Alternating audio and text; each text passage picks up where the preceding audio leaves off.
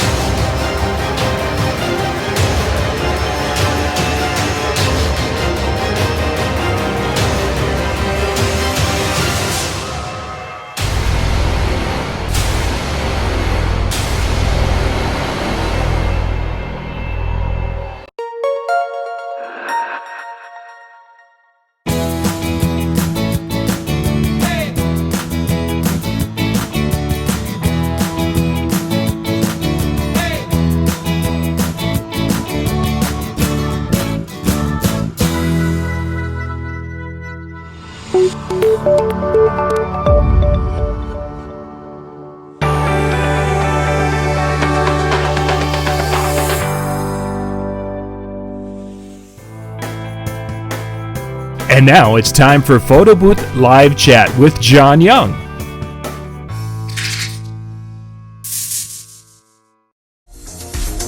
Good evening and welcome to PBN TV tonight. I am John Young with the PBN TV channel, and tonight my special guest is Steve Lynch. Good evening, Steve. How you doing, John? I am doing well, doing very, very well. Thanks for being on tonight with me. Thanks. This will be our first Wednesday night gear chat. So you are like the man kicking off the whole sequence for the season. It's pretty no pressure whatsoever. So what we're going to do tonight is Steve is going to show us how to take bubblegum wrappers and toothpicks and create a photo booth. It's going to be great. That was the other show we did. That was the other show. For those of you who do not know, Steve Lynch has Atlanta Photo Booth, and they have got some of the coolest things that we get to see at the Photo Booth Expo. That's coming up here in February. If you didn't see in our little intro things, go to photoboothexpo.com and you can check out, get the tickets and such, and be able to come out and check it out, hang out with us for a couple of days, because Steve Lynch is going to have some cool things at this year's show. Yes, we should. We should have some pretty nice things. So Steve, let's kind of jump into some of the products and such, because we just finished DJ Expo, and I got to see a few of the things that you were working on, and you've always got such cool creative things that not only on display, but you've got these little side projects that you're always working on, and it's always kind of fun. And your office area there. Now you're in your shop, your area right now, aren't you? Yes, I have the lights low because we're starting homecoming season tomorrow, and or starting the prelim stuff tomorrow. So we're building all kinds of things right now. So there's about an inch deep of sawdust and laser cut foam core and everything right now. So I'm trying to keep it low and kind of hide it.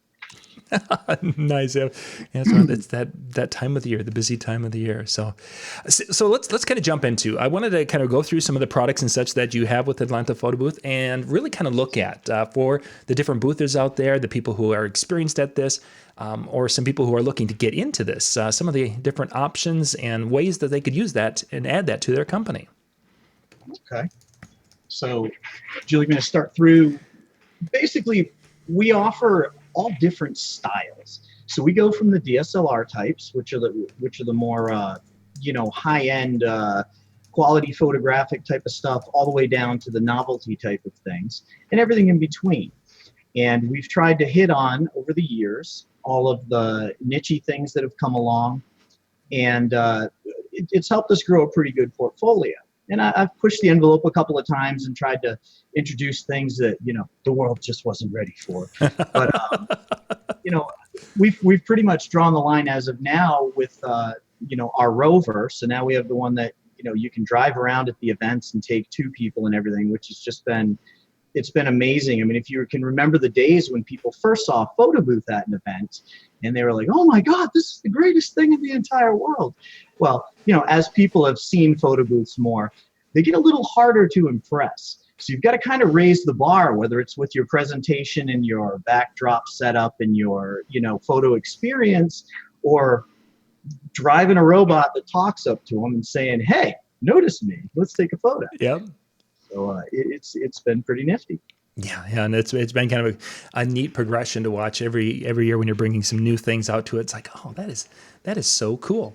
That is just, again, the robot thing to drive around and to be able to go and bring that up, and then the flexibility to change. Well, I'm getting at some of the devices we're going to talk about, the way you've got it set up so they can do different things. So let's jump into, especially for those who, the selfie area is becoming kind of a big thing that a lot of people have, and you've got some different options for those who are looking to add that to their company. Mm-hmm. So you're talking about just getting in for somebody that might be starting off kind of from scratch, or? Well, it could be from scratch, or I've actually been talking to a couple of photo boothers on Tuesday. We were chatting, and they've had the DSLR systems, and they're like, we're seeing more call for that capability to be able to take a picture and send it right to, and not really getting into the prints. Right. And they're like, if we're going to do that, I don't want to be dragging around this big unit. No, I think that's got a lot to do with, I was reading recently, and they're saying that the last 2 decades are some of the most under-photographed decades ever, because the focus on photography has changed from actual photographers, for the most part, to everything being taken on a camera phone and stuff like that. Sure. So a lot of the stuff you see on CNN and things like that and everything, it's just the way the world has gone. Everybody's taking photos with what's in their hand.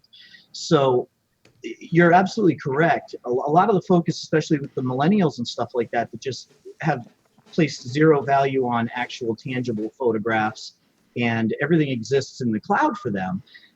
The digital thing is super appealing because they can instantly get it right on their phone, and boom, it's in their, they're safe. I mean, that contains their world, and not just millennials. I mean, everybody. Right. Yeah, for sure. I lost my phone. I lost everything. Mm-hmm.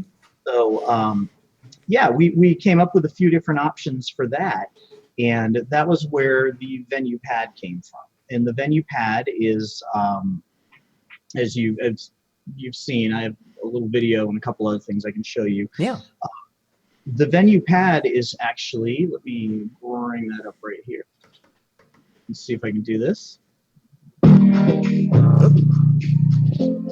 that horrifically loud? Yep, it's a little loud, but make sure you get the share set right to share the window there. I'm gonna move it here. I'm sorry, John. Yeah. What a noob here. Yeah, we were doing so well earlier, but now that we... I'm just trying to minimize this so I can bring it up. Okay, here we go. So I will click on that. Where are we? Right here, share. And then grab the window and... All right, I apologize. Yeah, no problem. There we go. Are we share it? There we go. It's loading. And we are there. Okay, so Venue Pad highlights, final copy. All right, so this is just basically a little thing to show you. That is the most basic iteration of our Venue Pad. That is the classic model, as we call it. And that is the non-lighted pedestal. Now, this right here is either iPad or Surface Pro driven. And you can use it on the pedestal. You can use it on the rover. And you can also take it off and roam with it. So it's kind of multi-purpose. You could stick it on a wall if you wanted to wall mount it, or you could put it on a tripod and walk around, or a monopod if you don't want to be carrying it in your hand. But the whole idea behind it is that it's modular. You can use it for multiple things. So you can kind of buy the little ecosystem and use your unit in multiple ways.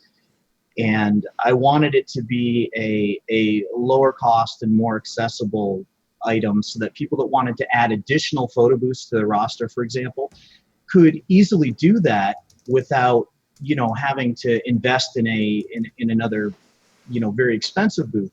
Right. Because as well as I do, if you get the 3 or 4 times a year when you have call for 2 or 3 photo booths, on one day, if you're a smaller company, or other companies that, you might have 5 or 6 out a weekend every weekend, you don't always have the customer that wants to spend $2,000 or whatever. So it's nice to have a lower cost option that you can simply bring in, have it run 100% on batteries, plop it down, and walk away, basically. Right. And That's the wonderful thing I like about the selfie style ones, is that they don't require the attendant and whatnot necessarily, unless you're doing a bunch of props and things like that. But I find for a lot of things, like I'm constantly at the convention center down the road and things like that.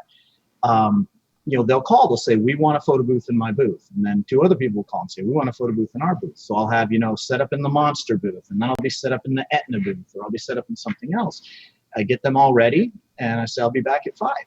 And we let it run, and then they harvest all the emails and stuff in the end, or all the text messages or whatever, and they use it to blast. So you don't need to stand with them. If you're doing props and you have a big backdrop setup or something like that, it's nice to be there so that you can, you can maintain the appearance of your presentation. But if you don't have to have that, it's a very easy option to just, we call it a drop and run. And it's nice to be able to do 2 or 3 of those in a day and not have to tie up your entire day standing there when people really don't need you. Sure. So. Now, that particular unit, you mentioned you can utilize, set it up for a Surface tablet, or you can use an iPad. You have it either way? Yes, you can. And, if something comes along for an Android or something like that, of course, we could set it up that way as well. But as of now, it's iPad and Windows-based for the most part. And the Surface Pro has some distinct advantages over the iPad, and the iPad has some distinct advantages over the Surface Pro. It's really a matter when people are calling. That's the biggest dilemma, is which way do I go? Exactly. That was my question. So I try to talk to people and figure out what their aim is. I do have some customers that, for example, we had someone today who purchased one from a college, and they want to use it for all of their social stuff at the college. And they just want to be able to throw it out whenever they want.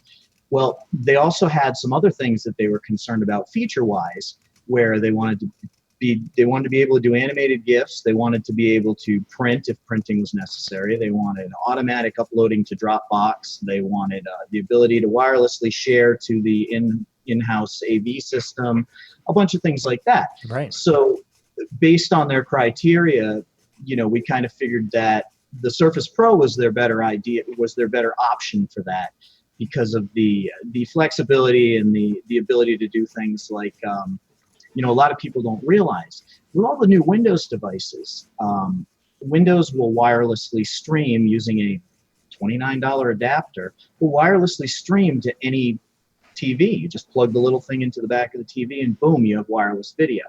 So for photo boothers especially, that's a magnificent tool. It's called the Microsoft Wireless Video Adapter. Mm-hmm. And the thing I love about that is it powers off the USB port that's present in nearly every TV now.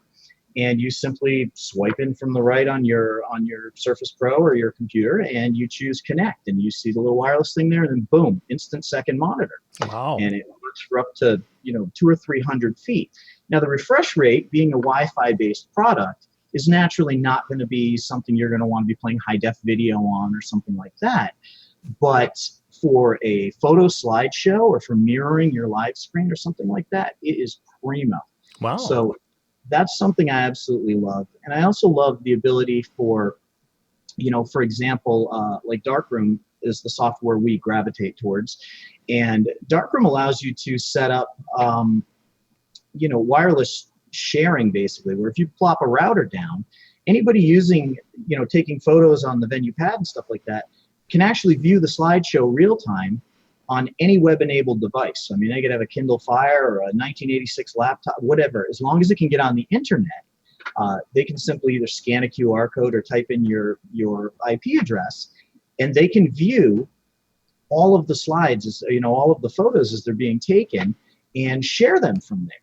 And that's not independent of the software. It's built into the software and actually allows you to utilize your booth, completely free of all fees to do that. It takes a little more setup. So that's one of the things where the iPad may be a little more, appealing to some people that are not so tech savvy. Sure. You definitely have a greater range of things you can do with the Venue Pad or the Venue Pad units or any of them really, if you are using PC-based software. If you're using the iPads, it's more cloud-based, so you are reliant on a, good internet service, and B, um, the relay through the software's server. So say you're using software X, it's going to redirect everybody basically through their server to grab their photos and stuff. And most of the time you can pay an additional fee to remove their branding or to remove their URL and stuff like that, so it looks transparent. So, if it's John's photo booth service, it'll look like it's coming from John's and not from the other third party. whatever the software is. Yes. Yeah. Interesting. I guess, and when we've done our little quick videos at Photo Booth Expo and such, we've never really talked about the why. Part of it's because of timing and such. Why. I mean, some people are just some people's basest instinct is the fact that you have to pay to use, most of the iPad software. You have to pay on either a subscription basis or whatever, and that for some people may be a detriment, and to others they use it frequently enough where getting the subscription is a viable option for them, right? And they can use it pretty much unlimited. And they do handle all the stuff on the server side, so you do not have to set up something like Twilio for texting, or you do not have to set up your Dropbox for automatically uploading photos to a customer or something like that.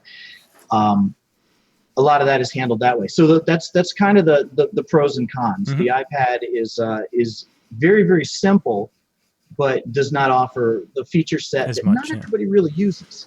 Yeah, for sure. Especially if you're wanting to have that quick set. People try both. Yeah, that's interesting. Okay, so we talked about the Venue Pad system a little bit. Is that what we're seeing over your shoulder, over your right shoulder there? Yes, that is actually burning in for a customer right now. So we're letting that run, and make sure the LEDs are good, make sure the power supply is all, let it stay live for a couple days. So when we complete them, before we wrap them, we give them a thorough going through to make sure that everything everything fires up when they get out of the box. Nice. It's got to usually take a pretty long trip, and you want to make sure there aren't any. Happen when the monkeys start throwing things around. So. Try to get it as solid as possible before it goes out.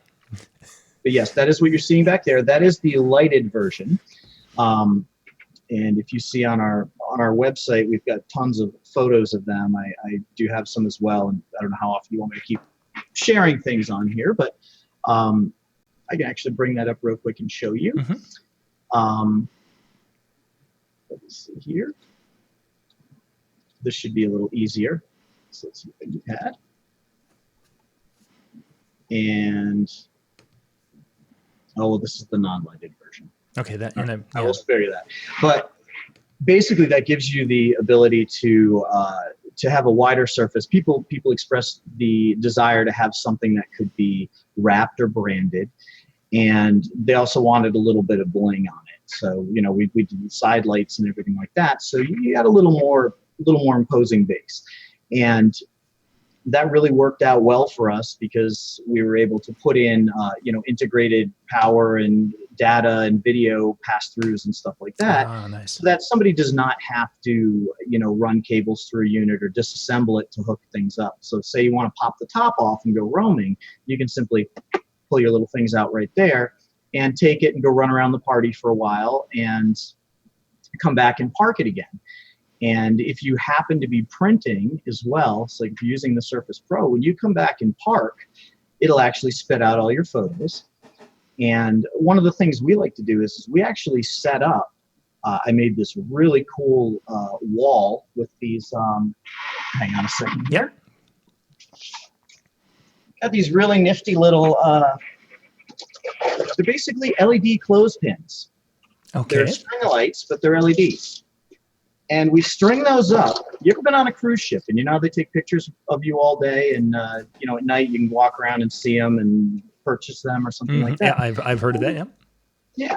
When we're out and about, we will actually take people's photos and tell them that they can go retrieve them back at the print table. So back wherever we have our main station set up, we'll display them. So they don't have to rifle through a ginormous pile of photos finding theirs. They come over and see them, and it just looks pretty, and people love it. That would be a neat little addition to that. Yeah. Okay, so let's kind of up our game. So if we're going to move on from a tablet-based system where it's just basically taking the selfie with the tablet itself, what's the next step up if people want to increase the quality, let's say, of the images and the experience? Um, well, it kind of bleeds over from the Surface Pad to probably the Venue Pro at that point. And the Surface Pad using the Surface Pro allows you to utilize a camera like the Logitech C920 or the Brio or something like that. So you can get a very nice camera. In my opinion, in the opinion of many, it's a much nicer and much more light managed and everything camera than the front camera on an iPad. I mean, the back cameras are amazing, but the front cameras they're catching up, but they're not quite on par. It allows you to basically have the quality of the back camera on an iPad on the front facing side, and it allows you to print and everything as well. So if you want to transition from strictly digital to being able to print and have nice photos, the Surface Pro allows you to go there. Now you could take your Surface Pro and move it over into the Venue Pro, which is the larger unit we have.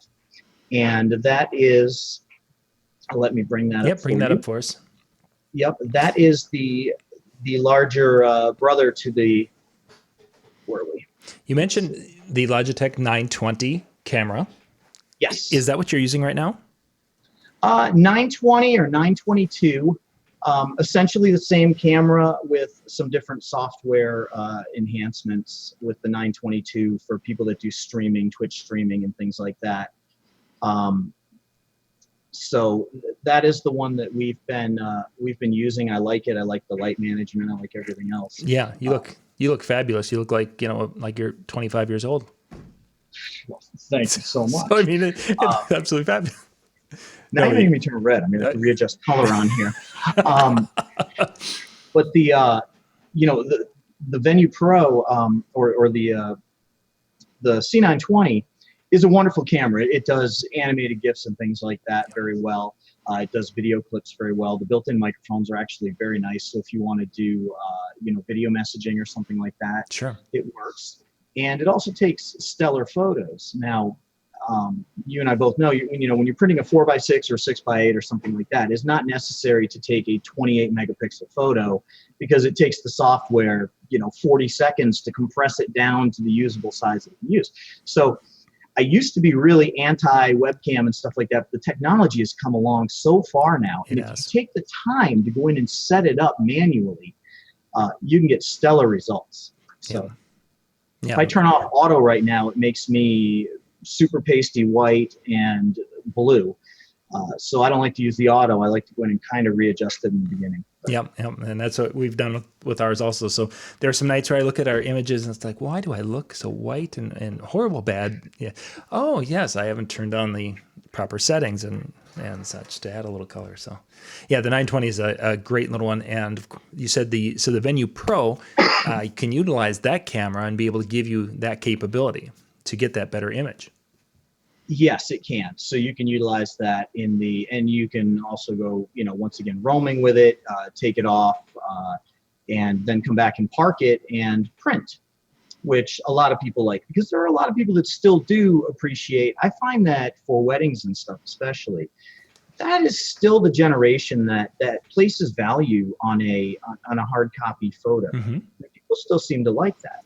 But I've also done, like a bar mitzvah or something like that, where the kids will actually take the photo in their hand, take a photo of it in their hand with the camera, throw the paper copy. And I explained to them, you can get a digital copy sent straight to your phone right now. And they're like, this is fine. Yeah, we're good. So digital is king. So, I like to kind of feel them out and see exactly what their desire is at that point in time for the end result. Corporates and things like that tend to like a mix of both. Mm-hmm. I find weddings, a lot of times people will get the nice little card stock sleeves or something like that to give out as a gift. So that works out very nicely. I've actually also, we're talking about the sharing capability wirelessly with the Venue Pro, for example. I've actually got customers that went around Christmas time and bought those little 7-inch Android tablets that are like $20, $25. Right. Yeah. And they bought, 25 or 30 of them. And they'll place them out on the tables at an event, and they'll let the slideshow play on every single table. And people can go, oh, there's grandma, or there's, cousin Harry, and boop, take it and share it off. So, there's lots of nifty little things you can do like that to kind of up it a little bit. Right. But the Venue Pro is our DSLR based one. It does run on a Surface Pro once again. And a lot of people have the misconception that a Surface Pro is somehow a lightweight computer. If you've ever taken apart a MacBook or something like that, or any new laptop that uses SSD and whatnot, I mean, the motherboard is the size of a cassette tape. I mean, there's nothing to them anymore. So that is a full-fledged, powerful computer. I mean, I DJ with one. I play video off of one. I do video mixing and everything like that. Wow. They're a very nice computer. So the computer that you get with the Venue Pro is able to do all the fun stuff you might want to do, like slow-mo, or the boomerang GIFs, or video messaging, or even do some more advanced things like, for example, it's a nice big beautiful booth. When you walk up to it, it's nice to see a video of, say, the bride and groom. When you touch the screen, have them pop up and go, hey guys, thanks for coming today. I know it's tough to grab us. We're kind of busy. Everybody wants to shake our hand and blah, blah, blah. But please enjoy the photo booth, eat, drink, be merry, and we love you. And whatever. You can play a little video like that before the photo booth session starts, and people's minds are blown. They're like, oh my God, that's so cool. So it's nice to be able to do that stuff with the PC-based ones, where you can add in all kinds of extra special things. You can have it play sound effects. With the Venue Pro, you can actually do things like trigger lights if you wanted to. If you wanted to have it trigger a strobe, or if you wanted it to vibrate the seat, or turn a fan on, or something like that. There's all kinds of wonderful things you can hook into it if you really want to get geeky with it. You can make the photo booth control all kinds of stuff. Most people are like, I just want to take photos. But if you're doing a brand activation or something where, it's important for you to have a sound effect play, or you're looking for a response from people or something like that, it's great to be able to work all that stuff in. Oh yeah, I imagine so. Especially when you're doing some of those corporate events where you throw that idea out and it'd be like, oh, that's so cool. And how big of a check should I give you?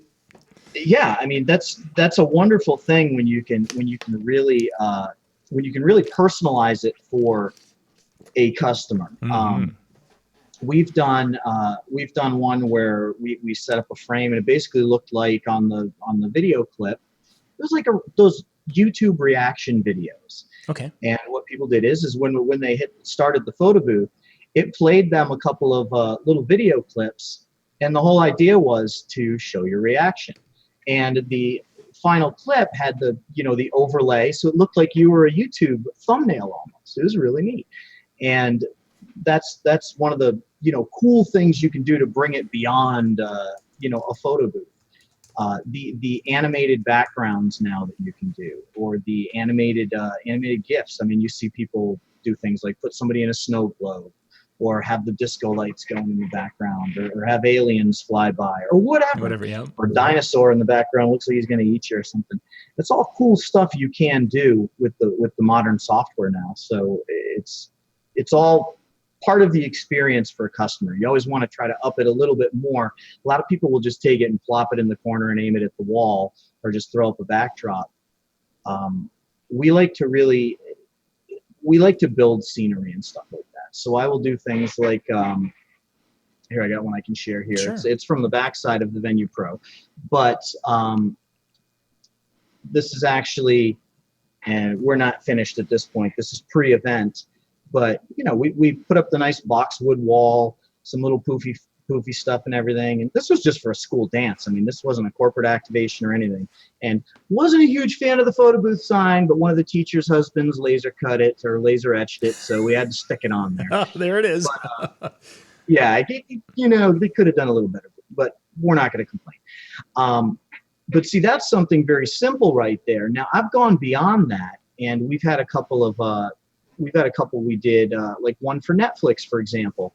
They came to Georgia, and they wanted a uniquely Georgia-themed setup. Hmm. So we had, 1,000 plastic peaches, which we got, and we stacked them into bushel baskets. And then we got a bunch of ficus trees and hand wired about 400 peaches onto these trees, so they looked like peach trees. We set up ladders, and it was a wonderful activation because people were able to stand on the ladder at different heights and stuff and hand things off.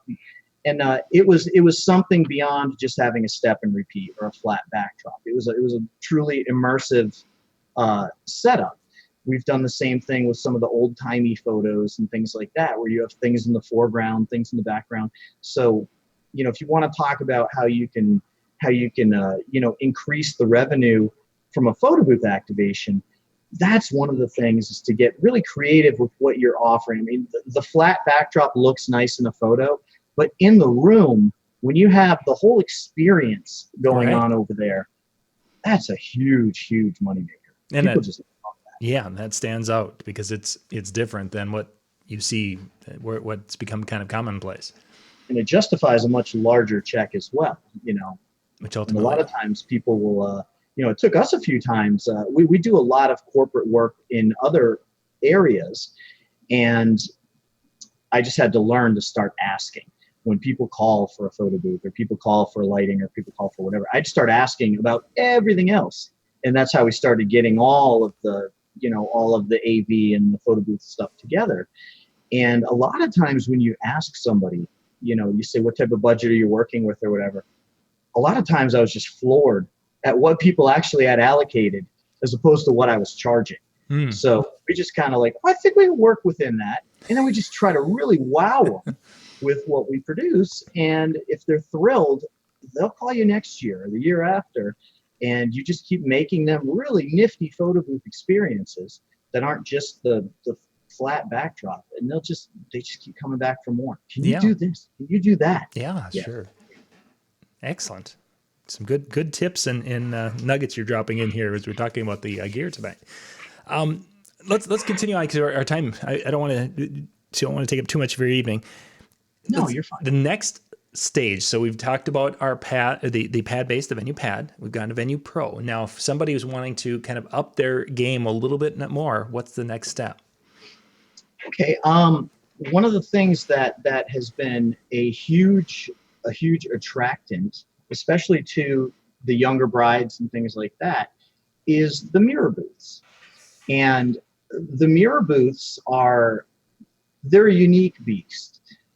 A lot of people, and we're always 100% honest with customers when they call. If they're calling and they're saying, we want to get into photo booths, and the first thing they want to buy is a mirror, we usually have a little heart to heart with them. Sure. It's not because we don't want to sell them one of our more expensive units, but we want people to understand that the mirror booth, a lot of people don't get it when you're explaining it over the phone. They see it.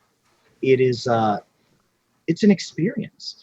And the whole magic of it is that, behind the mirror, the prompts and stuff come up and you can see yourself and everything. And, I even have customers who are like, why don't I have a live view? And I'm like, well, because the mirror is the live view. Yeah. You take away the magic if you're showing a video stream of yourself on a mirror.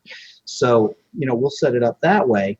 And the I Love Myself Instagram generation just loves the mirror. I mean, we do them at the school dances. We'll set one up on the left, one up on the right. And they can't get enough of them. All night they're lined up for that. And I find that when I will have multiples, a lot of the dances and things we do, because that's 99% of our clientele is either corporate or dances. I don't do a lot of other events anymore because we've moved so far towards those. But the mirror booths just attract people. When you have the standard style and mirror together, people come up for it. But a lot of people with mirrors don't really know how to market them. And one of the biggest things is with the mirror booth is to have people actually try it and to see it in action. A video doesn't necessarily do it justice, or even photos don't always necessarily do it justice, because people just don't grasp what's going on. They think you're standing in front of a mirror. And I mean, I've had people at events, when we're walking around, I'll come back and somebody's taking a picture of themselves in the mirror with their phone. Like they think that that's how it works. You're supposed to. And I'm like, no, the mirror. And they're like, well, there's no camera. I'm like, well, yes, there is. Here, let me show you. And I walk them through it. And then when they're done, I show them how they can doodle on it and stuff like that. And that's huge with the younger crowd. Mm-hmm. So the mirror booth is definitely a step up. And it's a tool, in my opinion, for a more experienced photo boother, for somebody that knows how to kind of screen their clients and or their customers or their, you know, their prospects, and knows how to explain what it's all about, because it's a huge amount of fun. And older people, younger people, they all love it, and it's different from what they've experienced before. I mean, you go all the way from the, you know, the five and dime enclosed photo booth box type of photo booth up to the mirror, which is, you know, those of us in the photo booth world, we've all seen them. Mm-hmm. We've seen them at shows now for a few years, Yeah. and a lot of us are like, oh, to us, the mirror booth is nothing new. Most customers still have not seen one at an event. Sure. So when they get in front of one, there's still a lot of people that haven't seen a photo booth at an event. I mean, if you haven't been looking to buy one, or you haven't been to a wedding, which I've been lucky enough to not have any friends get married in the last 5 or 6 years. So I haven't had to go to too many weddings myself, which is just fine for me. But where I wasn't working. But, you know, if you haven't been in an environment where you were going to see them, you wouldn't have seen it coming. So the mirror is still a big surprise to a lot of people. And that is kind of one of the next level things you can do. And from the mirror, the next progression, in my opinion, is where we went with the Rover, which, you know, people that have not seen them, the Rover is the robotic one. And the nifty thing about that is it allows you to drive it around the event. So we've all had the events where, sorry, I can't type and do this at the same time. We've all had the events where you've been there and you've just been like pulling teeth trying to get people into the photo booth, but they're more interested in drinking, or they're too cool for the photo booth, or whatever else. You know, a lot of times corporate customers will not place us in the main room at a convention or something like that, or not a convention, a meeting or whatever. They'll have dinner and everything, and then they'll set up a bar out in the hall, and they'll put us out in the hall. And I'll explain to them, you know, this is going to do way better if we're where the people are. And most of the time they'll listen, but sometimes they don't. Yep, sometimes. So if you're kind of off in left field, you take the Rover, which can be used completely stationary, and you just fire it up and you start going and chasing after people. And it's incredibly maneuverable, and people just really think it's cool. So I'm going to go ahead and open this for you here, please. And show you that. Now let me bring this up, and I'm sorry I keep losing all of my windows here, John. I look like an amateur right now. Here we go. Where's that? That would be, I believe, here. And share. There we go. It's coming up. And go ahead and do it. So there we are. This is the Rover here. And basically, it's extremely maneuverable, extremely stable, and extremely mobile. So you can take the top off, or you can drive in and out of tables and stuff. You can go right up to people, and people are like, oh my God. And they'll do it, and they'll take the photos, and then, you know, and then they'll get back to business. And I have some cool videos where we're actually, you know, looping around the room and just doing the circuit. And at the end of the night, we just have an ungodly amount of photos that happen, because you don't have to wait for people to come in line or whatever. You go drive by the bar area and you'll be plopped in one place for 20 minutes. People will just be taking photos. So that right there is basically showing how everything can set up inside, and then boop. You're good to go, just like that. Yep, it's extremely light. It can't be tipped over. It was actually designed for music festivals. One of our cell phone customers that we do stuff for nationally, the experiential marketing company that hired us to come up with an idea to get people to engage with the cell phone hawkers at music festivals. Because people are there to be like, you know, free bird, and drink beer, and they don't want to talk to you about a cell phone. Yeah. So we had to find a way. And that was like moths to a headlight. You know, we sent it out with a person who drove around, and everybody wanted to stop and was more than happy to type their email address in and everything. The company was thrilled because they got everybody's email, And the people were thrilled because they got their little branded photo to come right to their phone, Mm-hmm. which was awesome. And, that was one of the things. And my wife was like, well, why don't you make that into a photo booth instead of a data collection kiosk? Because that's originally what it was, basically. It was a data collection kiosk. I said, all right, let's do it. So we did that. And I'm actually taking that beyond that now. And there's some really cool stuff, which you'll see at Photo Booth Expo. I'm not even going to say anything about it right now, but the Rover is evolving once more. And I tried to make it ride on. I got that poo-pooed by the wife. She does not want to ride on Photo Booth. I thought it'd be awesome. It still can be done. ZT but, zero turning radius. Yes, that would but be that's evolving there. So that's another unique tool. And there's not really anybody out there that has them. So the calls we get come from LA, from Seattle, from, celebrities, from Miami, it's really nifty because we've actually had several celebrities buy them for their house. Mm-hmm. So there's people that now have Rovers, and I guess they just drive them around, and when their friends come over, they take pictures. But the Rover was kind of the big evolution for us because it just gave us something that nobody else had. Yeah. And we've been using them for a couple of years, and I was like, I'm not sure I want to. Then once a couple of amusement park chains came along and said, we see no problem with this whatsoever. I mean, and I don't know if I can say that, their name or whatever, but one of the very large theme parks that all the little kids want to go to, their lawyers said a stationary trash can is more dangerous than an attended robot driving around. Sure, because I can see that. Somebody watching that. Mm-hmm. They said people walk into things and get hurt and everything. So that's one of the things people always say is, oh, that looks dangerous.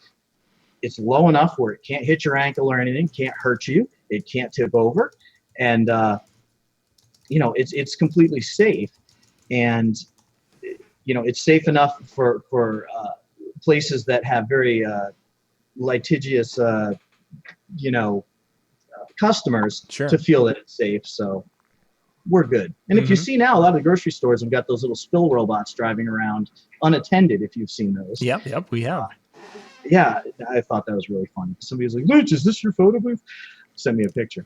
But that's our next one there is the Rover. So you'd go from the venue pad being on the lower end price-wise, but not lower end experience-wise. As we tell people, all of our photo booths can be an absolutely stellar, experience if presented the right way. You can take, and this is another one of my little Steve-isms, but you can take the best pictures with the worst photo booth or the worst pictures with the best photo booth. It's all going to come down to how you set it up. And people always say, well, what makes your photo booth so much more special? Aside from, little things that we do to try to make them, for example, user repairable. We're not big on the recurring costs, and I like things to be simple and intuitive. So that's the things that I think make it different. But at their core, photo booths are all basically doing the same thing, and it comes down to learning your equipment. Sure. So I have people say, "Oh, well, that one's $14,000. It's got to be better." And I explain to them, like, no, it doesn't have to be better. In the hands of the wrong person, that photo booth will take worse photos than the guy who's got the iPhone scotch taped to the front of a empty refrigerator box with a PVC curtain. So if that person sets that up properly, he'll take stellar photos. Yeah. And walk away with is the end result. So, I always try to tell my customers, it's not about necessarily what you spend. It's about the time you spend learning to use your equipment, because nothing is going to work absolutely flawlessly out of the box. It's all going to take user intervention to set it up so that people look the right color, and so that people wearing different colors of clothing and stuff come in. I'll see a lot of times people will set the photo booth up for, for example, pasty Irish white guy, go in there and set it up, and then other people come in and they look dark, or they look, they don't look proper. I like to set it and try to make it so it's an even experience for everybody. Sure. And that's one of the things that we really strive for. We use the dual colored lights in all of our pad-based booths and stuff, because I like people to be able to do color temperature adjustment, especially on the fly.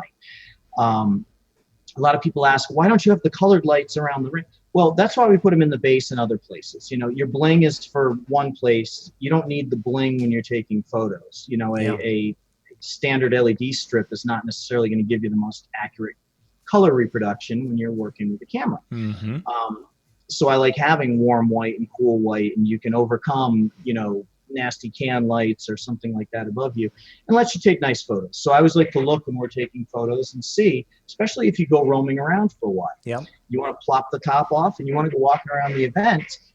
You want to make sure that you're taking pictures that are going to be, you know, they're going to favorably represent you as well as the people. Because there's nothing worse than handing somebody at the end of the night a flash drive full of photos that, you know, are way too bright in the background and too dark in the foreground or whatever. So it's nice to be able to just kind of sit there and, you know, get it all adjusted nicely for the people that are taking photos. For sure. And that's why people pay you the money to be there is if you didn't know your gear or what have you, they could do it themselves and not know their gear and take bad photos. Yes. Steve, our time is winding down, but I want to touch base on what's over your right shoulder, the game system you've got right behind you.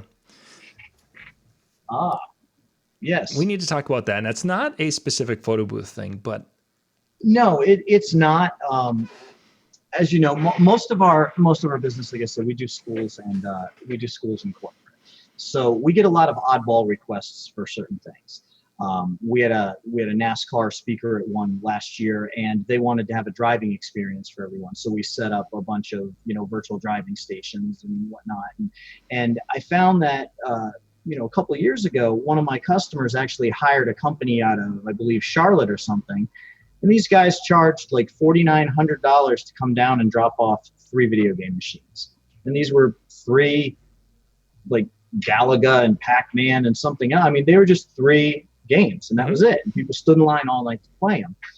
And I started thinking, I was like, that's kind of the generation that's getting married right now and stuff like that. And I tried to figure out how I could kind of capitalize on that.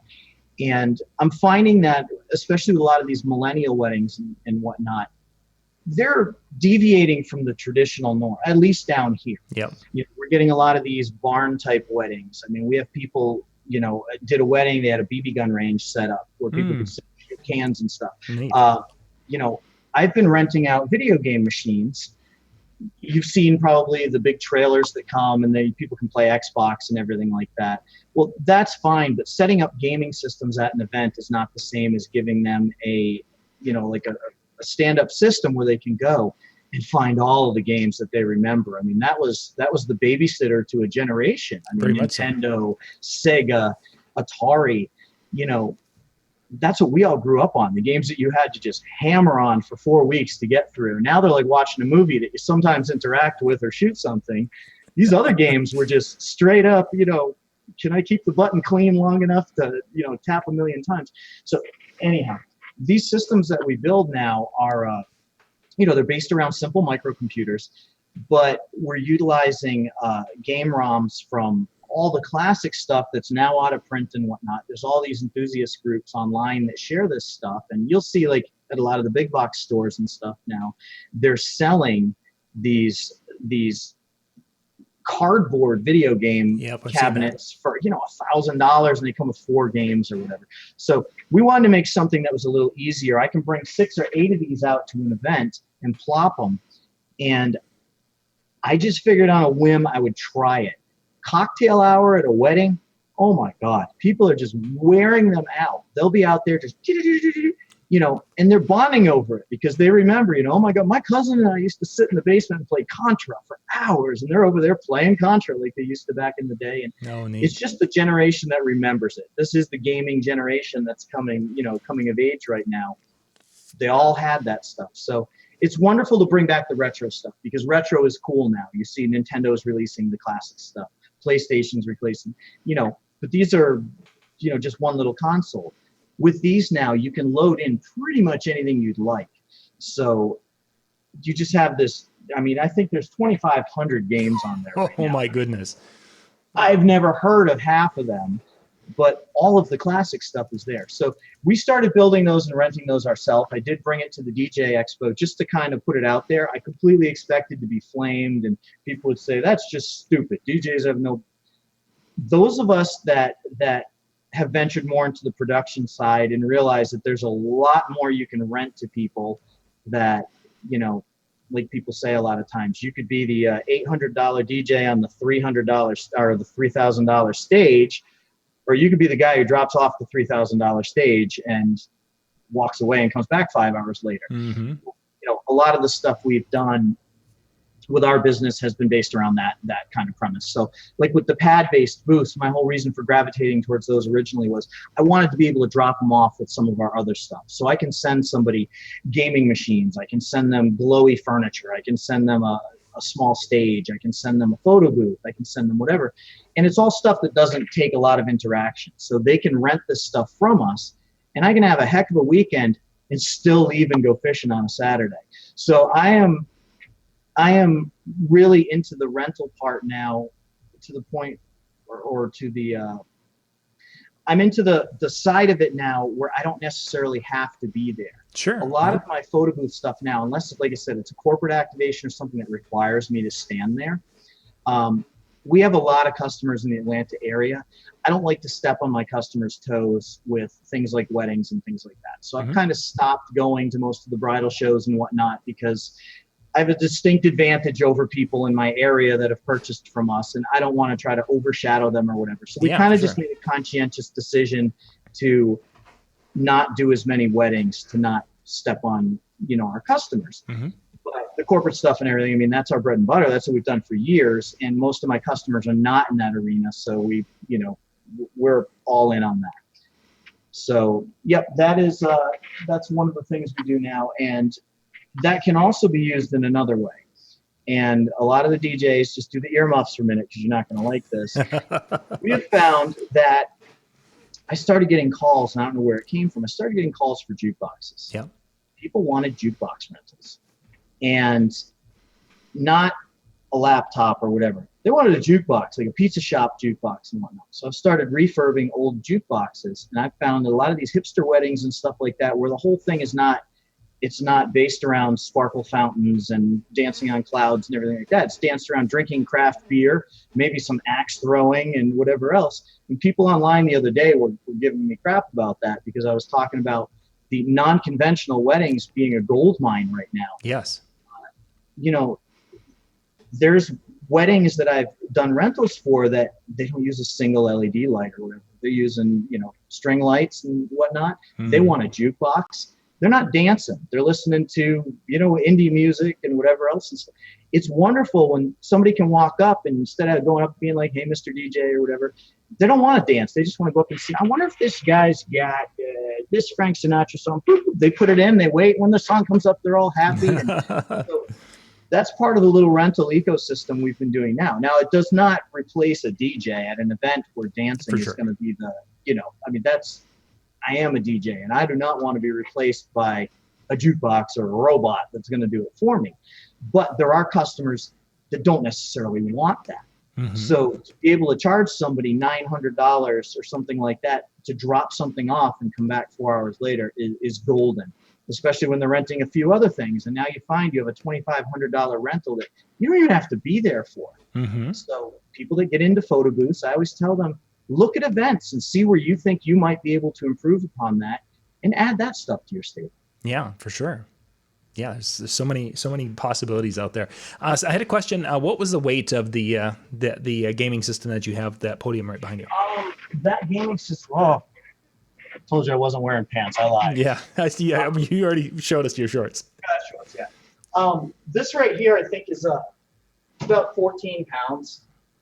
So how does it break down? Is it one unit, or do you have it in a couple of different units?